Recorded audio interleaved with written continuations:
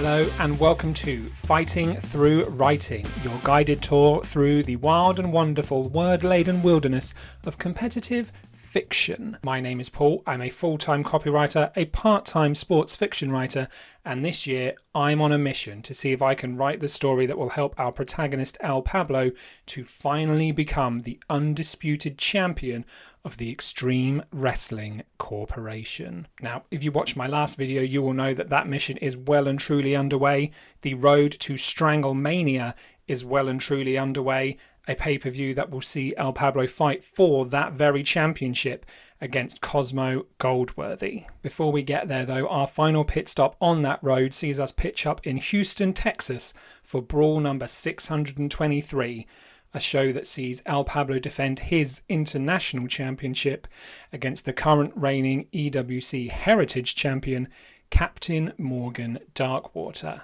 If this is your first time watching my channel, then basically how this works is myself and my opponent have each submitted a story essentially hyping up this match and basically just fleshing out whereabouts it falls within the context of our own characters' respective journeys and stories and how it plays into the missions that we've each set ourselves out for the year. It's then up to the judges to determine which of those is the best, the most effective, the most engaging story. And it's then up to the writers to mould that story into a professional wrestling match, which is what we are about to read through here. A captain sets sail to steal gold from a rainbow ocean. Singles match. Here we go. EWC International Championship. We are manifesting positivity here tonight. We've got Skittles, the official candy sponsor of the Rainbowlution.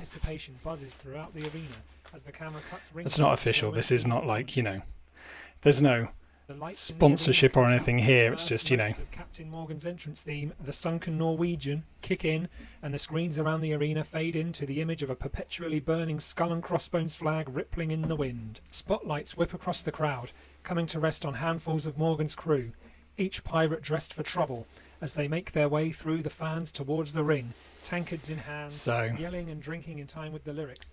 Pablo's held the international belt for 350 days, I think, at this point. So he is the longest reigning international champion of all time, to go along with his longest reigning X Division championship reign of all time. Back above his head, an ornate skull and crossbones. He sat there, stoic and calm, hands resting on the pommel of his cutlass. Still a long way to go to catch that one up, but you never know. If we can win this one today, we might have a chance. It would at least be really cool to get to the full year. So we won it at STRANGLEMANIA last year. So if we can win this one, given that this is the last brawl before STRANGLEMANIA, you would like to think that we'd be in with a chance of that, unless there's any random surprises that come in. Raising them high for all to see, and pours them both into his open mouth at once. Frothy brown liquid absolutely drenching the hulking man as his crew finished their drinks as well. Not that I'm especially confident, I have to say. I thought we put up a good piece. I thought our story was pretty good, but Morgan did a full-on retelling of Charlie and the Chocolate Factory. So don't know. It was a long one, so I think we've got to hope that the judges were either very busy and didn't have time to read it, or maybe fell asleep. A cry of Viva la Rainbowlution leads to Party Hard by Andrew WK hitting the sound system and the stage and ringside area being bathed in flashing, flickering, brightly coloured lighting. As the main hook hits, Pablo bursts through the curtain, playing to the fans and chugging Skittles like a Steve Weiser as his brother Vertigo follows slowly behind, stoic and silent. The two pause at the top of the ramp as Pablo throws a final helping of multicoloured candy pieces down his throat before flashing the Shinidoshi double juices towards the camera and charging down the ramp towards the ring. He slides under the bottom rope, then leaps in one smooth motion back to his feet before running up the turnbuckle and tossing a couple of fistfuls of Skittles out into the adoring crowd. I won't throw the Skittles out because, that would make a mess. After offering up a final salute, Pablo throws the double juices up again before hopping back down to the canvas, bumping fists with his brother and performing a few final stretches in the corner as his music fades. Come on. Ding, ding, ding. Let's go. Pablo opens with a flurry of blows, left elbows and right hands, low kicks and chest chops, but Morgan Darkwater stands tall as a tree against each strike. So Morgan Pablo hits is a low drop kick and sends Darkwater's more than false leg sailing twice out from beneath as him. heavy as El Pablo is, so Angrier, but ever tall. a little bit of a Mounted mismatch. A retaliation big boot. Pablo rolls beneath, pops onto the ropes, and bounds at Morgan to get caught in the crossbody. No. Morgan steams his rage from his nose as he not so delicately walks to the edge of the ring and easily tosses Pablo into a Never try and crossbody a big man. A pop from the audience while Pablo bounces off the thin pads and shakes his head. Come on, Pablo, stumbling think it towards through. the ring apron. A baseball slide from Darkwater puts boots to Pablo's face. The Technico bounds back, and the back of his head connects with Vertigo's most stoic possession. A huge groan of pain from Brother V, and both men are down on the outside. Inauspicious Challenger start. slips from the ring and raises the limp Pablo by the back of his mask, a smile on the cold Buccaneer's face. Sit-out jawbreaker out of nowhere from Pablo to Morgan, and the challenger is sent stumbling back to the entryway ramp. Sit-out Senior jawbreaker. referee Paul Turner is quick to threaten the count-out to get these competitors back into the ring. Paul Turner is outside the ring now. Both men are still stumbling to their feet when Vertigo scares the referee. He asks the referee for something as he procures an Vertigo is very scary. somewhere. Pablo looks disgusted, but this distraction serves to stall the double count-out for long enough for Morgan and Pablo to get to their feet and get back to brawling. Several stiff kicks from Pablo have Darkwater limping in a rage. A roaring headbutt from the challenger sends the eyes rolling into the back of Pablo's head as he autopilots into rolling into the ring. Morgan pauses a moment as Vertigo has captured the crowd. Vertigo eats a lope the long way. Darkwater's eyes go wide in fascination to the point that he has to shake himself about and remind himself of the task at hand. With a single step, the challenger lifts himself to the ring apron. His second step over the ropes to enter the ring is joined with Vertigo climbing the opposite end of the apron to flag down the referee. Face painter! Face Pablo springs to life with a painter! fistful of rainbow, blasting Morgan with the signature Skittle right hand. The sweet treat flies all Vertigo over. running interference on the outside. The referee Desperate ejects times. Vertigo. No! Pulls the stunned but standing Why? Morgan into the centre of the ring with a Hurricane Rana off the top rope. He's got Morgan pinned to the mat, but the referee is busy booting a stoic Vertigo. The fans have counted to 5 Referee. before Pablo gives up on the pinning predicament. Come on! The referee slides back into the ring after the champion calls out to him. Pablo goes for the pin again, but Morgan catches him by surprise with the biggest small package in the business. Paul Turner Small slides package. into position. 1, 2, no! The international champion gets a leg just under the bottom rope before the referee can count to 3. Paul begins to call for the pin to break, noting the ropes, but Morgan keeps Pablo Pretzel to a 4 count. So we had a visual pin that was not registered, which Pablo's nose. never The really referee bodes once well again in begins an elimination count, real but wrestling. Morgan Darkwater refuses to quit until he has thumbed a skittle into each of Pablo's This is nostrils. This is The choking. champion is groaning in pain. This is an rubbing his illegal face, manoeuvre. While the referee berates an angry and uncaring challenger. Morgan roars about the ring, calling for the sugared Pablo to get to their feet. Pablo gets to a vertical position only to be planted to the canvas via a Darkwater big boot directly to his face. Big Ever boot. resilient, the Pablo's champion still stirs to going. his feet as if to ask Give for me another. another one. Morgan procures a flask from his person and begins dousing his fist in what, from the look on the referee's face, is a clearly very strong and very illegal liquor. It's Face plastered! One liquor-soaked Booze backhand versus hits the face of Skittles. El Pablo and the Skittles soar from his nose. He crumples to the ground to the tune of Morgan's stylized signature punch. Morgan places a single boot over Pablo and stands Captain Morgan style on the champion's Cover. chest. Cover! 1, 2, almost! Pablo gets the shoulder up in time. Morgan looks to continue manhandling Pablo, lifting him up only to get a thumb to the eye. Pablo uses the distraction to grab the challenger around the neck and hits Pablo a trying to side fight spread back. number 2 off the turnbuckle. The arena pops to their feet in cheer as Pablo stumbles about, trying to keep the advantage up. A quick leg drop to the neck from Pablo, followed by a springboard moonsault off the second rope, leaving Morgan planted to the canvas. A few more quick body shot boots to the body, and the champion finds himself climbing to the top rope. RPM! Up top. No! RPM. Pablo takes to the sky for his corkscrew senton finisher, but Darkwater gets a knee up. Pablo wails in Knees pain to the but back. refuses to let the pain overcome him. He stumbles back to a turnbuckle as Morgan slowly rises to another Pablo's corner. still fighting. 5-star Express! Pablo hops to the 5-star top turnbuckle and Express. runs the rope for a signature dropkick to Morgan. The big man bounces off the canvas before Pablo can get back to him. Standing backflip splash into a pin. Morgan Darkwater bench presses Pablo and chucks him over the second rope to the thinly padded concrete before Paul Turner can slide into position. right outside. He is a very strong man. From the ring. Shakily, the champion rises to their feet and almost falls into the turnbuckle after ascending the steps. Darkwater heartily ushers him to enter the ring. Pablo's out on his feet. Now. Pablo pushes through the ropes. Hangman's noose. No! Morgan lifts Pablo by the throat for a signature double-handed Don't go in. slam. No. The champion cleans his clock with a drop kick to the face. Morgan stumbles back. Drop kick to the face. Fights out of it. A second drop kick sends Morgan reeling into the opposite ropes. Huge show of strength as Pablo off the ropes again. The mammoth of a contender onto the canvas with a bang. Bloody hell! He monkey tossed Morgan Darkwater. Morgan Darkwater as they nearly no-sell the experience. Darkwater straight up. Furry ninja strike. The signature springboard spinning wheel kick to the back of the head sends Darkwater into a faceplant on the canvas. El Pablo turns to the fans as he rushes to a turnbuckle. Pablo up top. RPM. Finish from Pablo to Morgan. He hits it. 1, 2, 3. Ding, ding, ding. We did it! Come on! Exhausted as he slowly gets to his feet. El Pablo, against all the odds, after a moment, retains the International Championship. Something that the reigning champion takes the run continues. A hand of sportsmanship to the EWC Heritage Champion after a hell of a battle. Morgan looks at the hand of Pablo. Look at that. I don't know if you can see that on the camera. Technico's face as the crowd cheers for both men, and Darkwater accepts the handshake to a big pop from the crowd. Yes.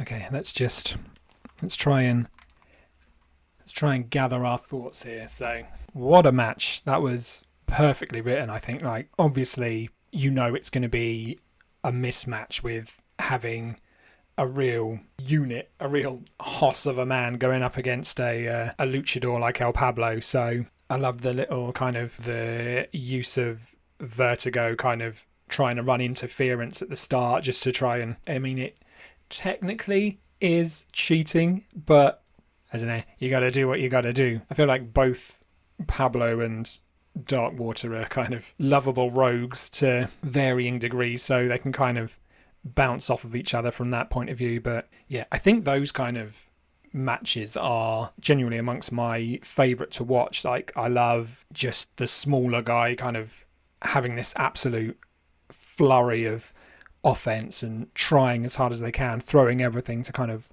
wear the opponent down, and then all it just takes is one sudden big boot to the face or something like that and they're immediately just flat out. Yeah, the Undertaker had some great matches like that in WWE. Like his Hell in a Cell, the first one with Shawn Michaels, was an incredible example of that, where he pretty much just murdered Shawn Michaels for about half an hour or however long that match was. Likewise, genuinely one of my favourite matches of all time, The Undertaker versus Jeff Hardy in a ladder match on Raw from 2002, I want to say, maybe 3. But again, just Jeff Hardy throwing everything he can, including his own body, at this monster, trying to just take him down, trying to upset the odds. And yeah, incredible match. And I would like to think that there are some fictional people leaving Houston tonight feeling pretty much the same about that match. Shout out to Dave, Morgan. Absolutely, your promos always are an absolute joy to read. Can't wait to do it again, as I'm sure we will. And yeah, the next one is the big one. STRANGLEMANIA 20, El Pablo versus Cosmo Goldworthy for the EWC Undisputed Championship. Now, obviously, the story for that we can start going through properly in the next section of this video when I catch up with you guys. We've still got a couple of weeks, I think, left to go. When is it? Yeah, it's the 28th of April. So we've still got a good couple of weeks before that's due. But yeah, we can absolutely have a sit down and we'll kind of go through the thought process. I'm already getting some kind of set pieces and ideas coming to mind with how I want to tell this story. But yeah, I will leave that here for now, as still your EWC International Champion, the Technicolor Technico, El Pablo. Okay, it is a week, 2 weeks later, maybe. April's always such a hectic month for me. It was my birthday on the 10th. It was then my wedding anniversary the week after that, with Easter and everything as well. It's just a lot going on, which did mean that there wasn't necessarily a huge amount of time for me to ever properly sit down and have a solid kind of writing session. So there was a lot of what I call sniper writing, which was kind of Google Docs on my phone, a simplified version of all my kind of planning documents and spreadsheets, and just kind of me dipping in and out whenever inspiration took or whenever I had a spare kind of 5 minutes or so. But somehow in all of that, we got it done. And not only that, but I think it ended up being 5,500 words in the end. I think an absolutely monster of a piece, but genuinely, and I am saying this as much for future me, who's going to be very much full of self-doubt and nerves and worry about this, it genuinely, I think, is the best piece of work that I have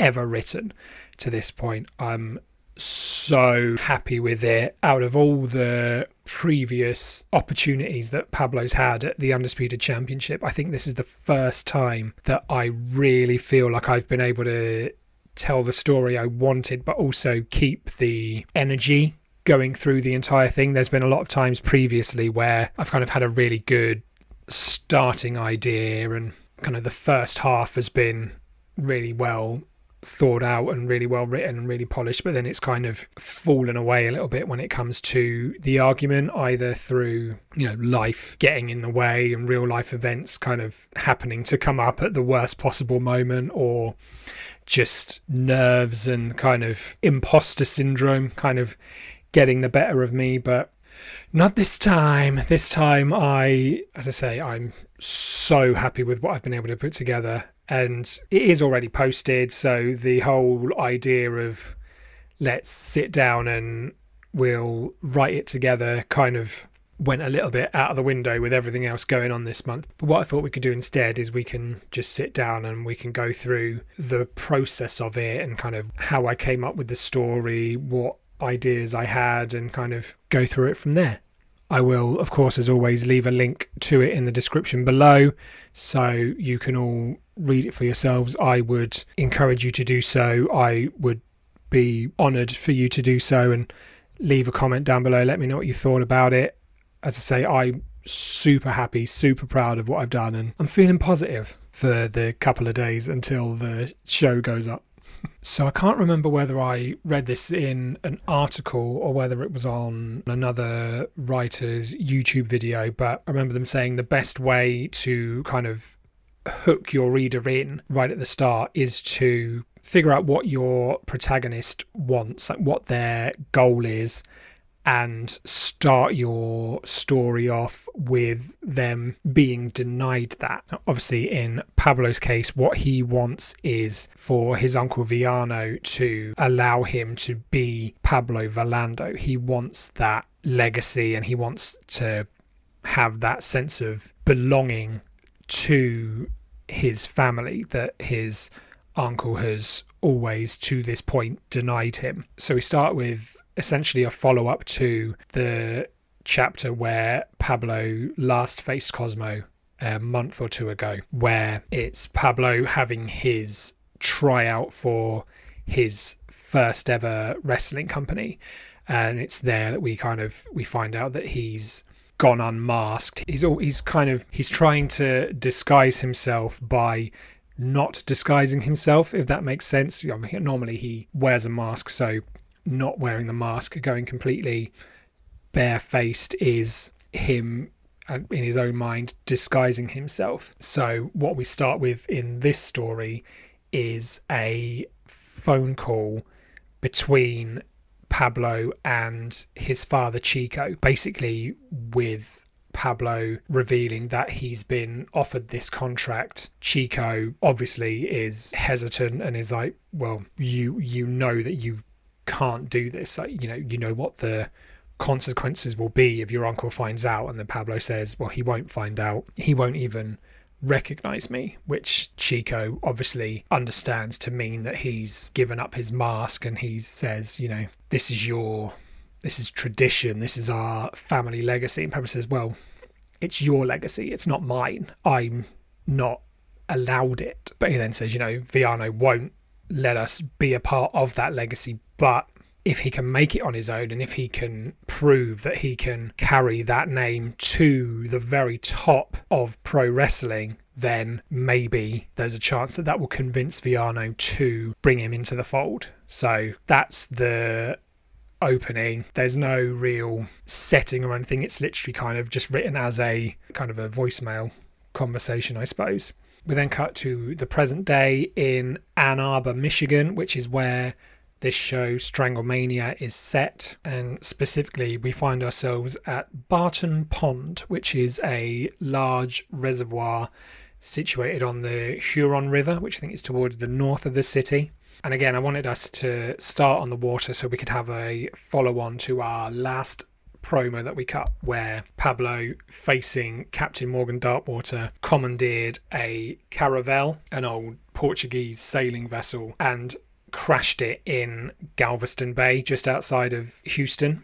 But the twist, as we find out, is that it's not the same caravel. It's actually a little toy remote controlled one, with Pablo kicking us off by saying, so turns out physical boats are a lot harder to fix than metaphorical ones, essentially saying that the caravel we had in the last time, is obliterated by fireworks, but metaphorically his own ship, having beaten Darkwater, is now in a much better place. It's now heading back in the right direction, heading into this match. So that opening came to me pretty quickly, but in terms of the wider theme or the wider plot for this story, that took a little bit longer to come to me.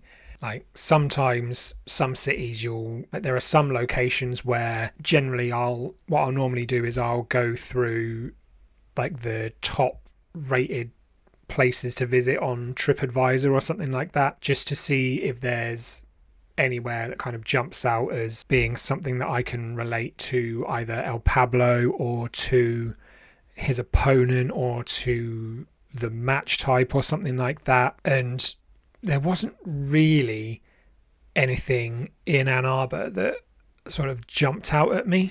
But as I was thinking of ideas, obviously with this match being so focused on El Pablo hopefully achieving his legacy or being a part of this family legacy, that was really at the forefront of my mind. And so I decided to bring back an idea that I had 2 years ago, I think, where I think I mentioned before, but Pablo lost a Texas death match to Jojo Rush for the X Division Championship that ended with Pablo being buried alive essentially on a mountain it was outside El Paso, but I think technically the mountain they were on was in New Mexico, somewhere around there.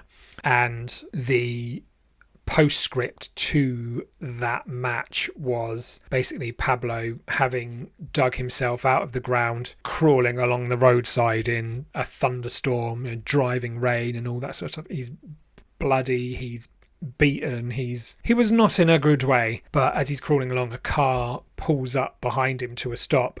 Someone gets out and we find that it's actually Viano who's come to, well, I guess rescue Pablo, for want of a better word.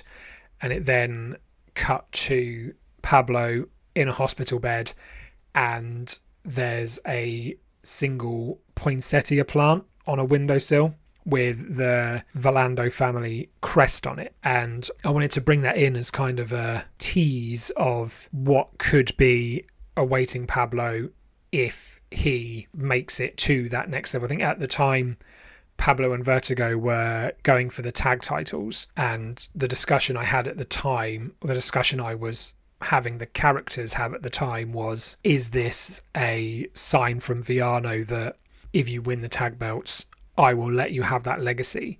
Or on the other hand, is it a threat where if you now go on and win these titles, I will be calling in your debt for me basically saving your life effectively? And I liked that little tease, but then I immediately lost those tag belts, straight after winning them. And in a case of art imitating life, I think I just had Pablo throw a bit of a tantrum and throw the poinsettia in the bin in my next promo after that. It's like, well, that story's dead in the water now, so forget it. But having had, well, a good year or so to think about it and flesh it out a bit more, I decided to bring it back because I really like it as an idea and as a potential little thread that I can kind of weave through the stories going forward. Even if I lose this match, we can also then look at it as a curse that Villano's put on Pablo. Either, you know, the legitimate mystical curse kind of avenue, or just have it as a psychological thing where it's Villano kind of playing mind games with Pablo and trying to psych him out and stop him from achieving these things that way. So I was thinking of how to bring that into the story, and then it randomly just came to mind that, oh, the Spanish for tree is arbol. Originally I was hoping that it would be arboro, so it could be arboro velando, but it isn't. Even so, I came up with this stupid exchange between Pablo and Verana where it's like, oh, Ann Arbor's in Ann Arbor. So yeah, she's just up from the harbour. Oh, but I thought she lived in Delaware. You weren't aware that she'd moved from Delaware? I was not aware that she'd moved from Delaware, etc., etc. And I thought that was so lame, but also really funny. So his great aunt Arbol lives in Ann Arbor, which just so happens to be called Tree City, I think is one of its nicknames. So we then came up with a little backstory for Arbol. So she obviously is part of the Velando family, but she never particularly wanted to be a wrestler herself. However, she has kind of helped out the wrestling Velandos in the past with things like she's made poison mist, which is a very famous kind of pro wrestling trope where a wrestler will spit red or green or whatever colour mist into the eyes of an opponent and blind them or paralyze them or whatever effect the storyline dictates it should be. So I thought, yeah, she could have done that. So I thought, right, well, let's have Pablo and Vertigo and Verana go and visit Arbol, visit her greenhouse, her invernadero, and that can be where the poinsettia is. And I think this was another case of things coincidentally kind of falling into place, because as I was researching, or I guess re-researching to remind myself about like the significance of the poinsettia and any kind of symbolism behind it, I found this story of I think it's a Mexican legend that is about a young child on Christmas who doesn't have any money to kind of buy a big grand kind of offering for the church. So they pluck some humble weeds from the side of a road, put them on the altar at the church, and then a miracle happens and these weeds transform into a poinsettia. And that kind of really oddly perfectly tied into this idea of Villano plucking Pablo from the side of that road in New Mexico, just as this child had plucked the weeds from the ground, and just as those weeds blossomed into a poinsettia, so now does Pablo have the opportunity to blossom into the undisputed champion. So, well, like I say, that tied in ridiculously well, and it also was very fitting for some wise old Mexican lady to dish out some homespun wisdom. Well, first you must win the title, and only then will you see the light. So yeah, that was the second scene, or the first scene, depending on how you count the phone call at the start of this thing. And I guess that was the character development portion of the piece done, and we then move into the shoot section where we basically just talk a little bit more about the match itself, about Cosmo and about the Undisputed Championship and all the kind of the actual in-ring sort of stuff. And again, I was struggling for a location for it because I was originally with the poinsettia thing thinking of tying it into, there's a big arboretum up near Barton Hills, I think, which I thought that could tie in quite nicely. But then having had all of the stuff about the poinsettia in the first part, I didn't want to kind of go the same route again. But I ultimately decided to hold it at the Ann Arbor Hands-On Museum, which is a children's science museum, I think. Partly because it gave me the opportunity for Pablo to say he's been waiting for a long time to get his hands on the Undisputed Championship. I seem to have developed this recurring bit this season where Pablo will tell some dad joke worthy pun that gets derision and boos from random passers-by. So I thought this is a great way to do that as well. But I thought it would also tie into Pablo going over all the previous times that he's fought for the Undisputed Championship and failed, but all the lessons that he has taken from those defeats. So saying, the first time taught me that I was capable of hanging with the very best in the business.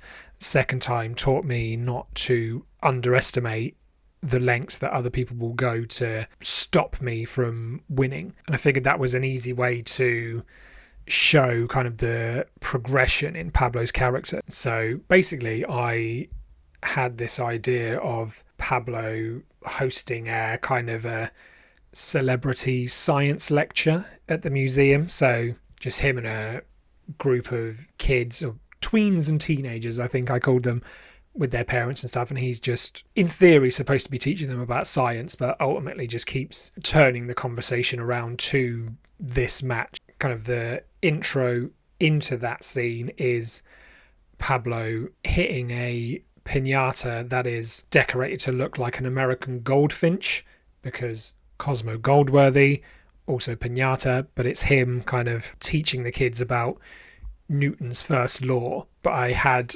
Pablo stand there all cocky and going, that, boys and girls, is Beethoven's Fifth Symphony, because he's an idiot. One of my main inspirations for the El Pablo character is not even a wrestler or anything close, but it's an old web series called Jake and Amir, which was basically about two guys working for College Humor, which was an old comedy like website, YouTube channel, whatever. But Amir was a lovable idiot, I suppose you could say. He was also a violent sociopath. When I was at university, that was something I watched religiously. I just found it so funny. And yeah, there would always be kind of running gags in there where he'd say this stuff that was always so factually incorrect, but he was so confident with it as well, so confident and wrong. And I really liked that, so I have kind of adopted that for the Pablo character as well. So Newton's first law, Beethoven's Fifth Symphony, it's like he knows that it goes name, number, thing. He's heard that, but he never is really paying attention. So his brain has filled in the gaps, but incorrectly. And it also just so happens that Pablo has fought 5 times for the Undisputed Championship. So 5 times, Fifth Symphony. It all ties together very nicely. So then we have a little bit of back and forth with Pablo and the kids talking about famous fives, the 5 senses. Someone says, yes, although I'd like to add the keen sense of anticipation that I'm feeling ahead of this fight. A star, and he says, yes, much like the star I'm hoping to become by winning the championship, that kind of thing. And we then gradually sort of segue into talking about Cosmo himself. And when it came to putting together an argument for how and why Pablo thinks he is able to beat Cosmo, obviously we beat Cosmo a month or so ago, but you can't really just go, well, I did it then, so I'm going to do it now. You need to kind of flesh your ideas out a bit more and, tell a bit more of a story with it. But as I was researching his record and his past performances and other opponents and things, it occurred to me that he hasn't lost a huge amount of matches, but a lot of the ones that he has lost are against high-flying wrestlers, against luchadors like El Pablo. Now, obviously, in terms of writers, that's kind of irrelevant because it's just a character. It's just character information, and it's not like computer game or like a dice role-playing game where the height and weight and abilities of a character really have any bearing on the outcome. But in character, that obviously is a huge kind of thing that Pablo can hang his hat on and say, look, you struggle as a character against people like me, against the kind of fighting style that I utilize. So therefore, that's a real big weakness that I think I can exploit, that I know I can exploit, just like I did in our last match, just as I did a couple of times last season as well. So that essentially was most of what my argument was. It was kind of Pablo saying that Cosmo is a wrestler who very much likes to control a fight and likes to kind of dictate the pace and likes to work very much to his own strategy. So if Pablo can throw him off his game and can kind of unsettle him and make him have to improvise a little bit more, that's where Cosmo struggles. And that also conversely is where Pablo completely excels. He is the longest reigning X Division champion of all time, so he spent 561 days in some of the most chaotic environments possible, imaginable. And his entire upbringing, even though, he wasn't allowed to be a part of the Volando family, he still, had advice and wisdom and all sorts from his grandfather and from his father. And it's all talking about innovation and improvisation and thinking on the fly and kind of just fighting on instinct. So he has been bred for that kind of environment. So if he can make this fight as chaotic as possible and force Cosmo away from his game plan, that's where Pablo's big advantage lies. And then at the end, we kind of finish off by tying all of these loose threads together. So we talk about this match being a cage match, which is the same stipulation that Pablo's dad, Chico, won his first world championship. So winning the Undisputed Championship in the same stipulation is an obvious way for Pablo to be seen to be carrying on that legacy. We also talk about all the sacrifices that Pablo had to make just to get into this business. And I made the parallel where when Cosmo started in this company, he was very much a heel, very much a bad guy, very much an antagonist. He was very cocky, very braggadocious. He had a lot of, I guess in other people's mind, a lot of unearned swagger, and that obviously rubbed a lot of people up the wrong way. But Pablo here is saying that he didn't hate Cosmo because he was arrogant and cocky and all that stuff. He actually was jealous of him because he got to be those things. He got to be himself. Whatever you or Pablo might have thought about Cosmo himself as a person, at least he got to be that, whereas Pablo had to hide. He had to basically create this whole new identity from scratch because he wasn't allowed to be himself.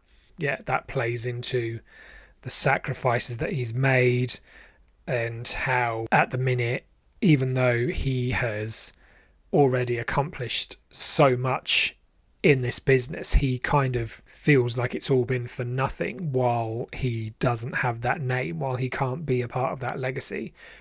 But if he beats Cosmo, if he becomes the Undisputed Champion, that could mean everything, and it could make all of that sacrifice worth it. And we then finish by harking back to the prophecy that Arbol made to Pablo in the first scene, which is, you know, through the harshest soil only the hardiest plants may grow. And he, Pablo, has spent enough time now in his mind scrabbling through the dirt. Now it's time to blossom, now it's time to bloom, become the most brightly coloured poinsettia in the garden, become finally the EWC Undisputed Champion.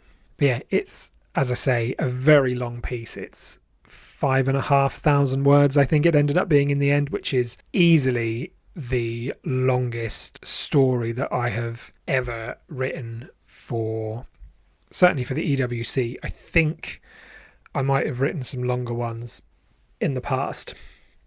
There was a point in a couple of the older places I was in where it was very much seen as a, you know, the more you write, the more likely you are to win, which is not necessarily the case here. But, you know, personally, I think this story, while it is very long in the context of what I've written up to now, I also think it is as long as it needs to be. I think it's, as I said at the start, it's the story that I wanted to tell. It's the story that I have been waiting to tell, really. And yeah, I'm so proud of it. Like, whatever happens, like, I mean, if I don't win, I will be devastated in a way, because, you know, I've put everything into this. But even if Cosmo does beat me, you know, it doesn't necessarily mean that it's a bad story. It just means that his was better. And it may well be, because DJ is obviously an incredible writer. And I'm just so honoured and so grateful that I have been given the opportunity to go against him in this context, been given the opportunity to fight for the Undisputed Championship on EWC's biggest pay-per-view of the year. STRANGLEMANIA is very much their WrestleMania. It's our Super Bowl, it's our Champions League final, all the sporting parallels you want to draw. But yeah, as I say, we shall see how it all plays out on Monday, April the 28th, or more accurately Tuesday the 29th, because I doubt very much that I'll be in any kind of position to react in real time, time zones being what they are. But yeah, as I say, I shall leave a link in the description below for you guys to read this for yourselves. If you do, I really hope you enjoy reading it as much as I enjoyed writing it. Leave a comment down below, let me know what you think. Like this video, share this video. Please do subscribe to this channel if you haven't already. Thank you very much for watching, and I shall see you next time on Fighting Through Writing.